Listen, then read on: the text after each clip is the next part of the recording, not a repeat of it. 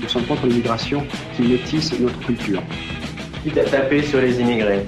Quitte à les taper s'il le faut pour se faire connaître et pour se faire comprendre et entendre. À l'époque, tu avais 99,9% des skins sur la France, comme sur l'Europe et en particulier l'Angleterre et l'Allemagne, qui étaient nazis. Et on va pas se mentir, c'était la tribu dominante à un moment donné, quoi. C'était vraiment la terreur de base quand tu sortais, quand tu avais été punk à 15 ans, tu vois, tu voulais te balader dans Paris, tu étais obligé de faire un parcours sur ton plan de métro parce qu'il y avait des endroits que c'était même pas la peine d'essayer de traverser, quoi. T'évitais les Halles, t'évitais le Luxembourg, t'évitais les plus de Clignancourt le week-end, enfin tu vois, c'était un peu compliqué, quoi. Donc il est temps qu'on s'organise nous aussi en bande, dont l'objectif serait l'antifascisme radical et faire changer en gros la peur de camp, quoi. Les forces au pouvoir à l'époque ne faisaient rien. C'était un mouvement, on le laissait faire.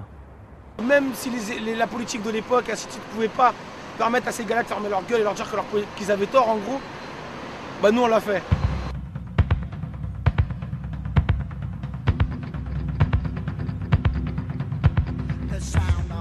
La grande différence, je pense, entre l'extrême droite et nous, c'est que nous on chassait l'extrême droite.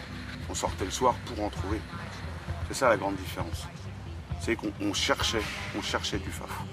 Il y a effectivement cette fameuse descente au Baldiz, qui a été une des premières réelles offensives face au mouvement skinhead où Pascal de Juvisy s'est fait décoiffer sa raie. C'était un skin, il avait une raie sur le côté, tu sais, comme Adolf Hitler, et rasé à blanc sur les côtés. On l'appelle Pascal de Juvisy. Donc c'était les Légions 88 et toute la clique là. Et les Red Warriors, ils sont allés, ils ont tous mis Bombers retourné, c'est pour ça, pour se reconnaître face au skin. C'est comme ça que la légende du Bombers retourné est née. C'est pour ça que je dis que c'est un mythe fondateur, parce que c'est vraiment la première descente c'est la première descente des Red Warriors en tant que bande constituée. Alors voilà la descente, on est tous morts-sous, parce que bon, c'est quand même au vin blanc. On est dans une Citroën Visa et on est 7 dans la voiture. Il y en avait même qui étaient dans le coffre. C'est-à-dire que si c'est pas toi qui descends leur ouvrir la porte, ils peuvent pas sortir de la voiture. Tu vois. Et quand ils sont arrivés, ils ont foncé en caisse, ils sont tous sortis avec les battes de baseball et en bomber orange, ils ont tout déménagé.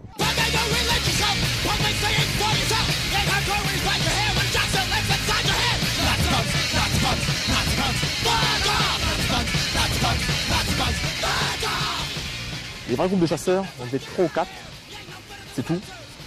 En tout, dans Paris, on a dû être moins d'une centaine. Et on est tous des frères. C'est vraiment une idée politique qui nous motivait tous, c'était combattre le fascisme en France. Ça n'existe pas dans les autres pays. Enfin, tu vois, on est vraiment les premiers ici à Paris à avoir développé cette espèce de radicalisme militant et actif, cet activisme antifa dans la rue.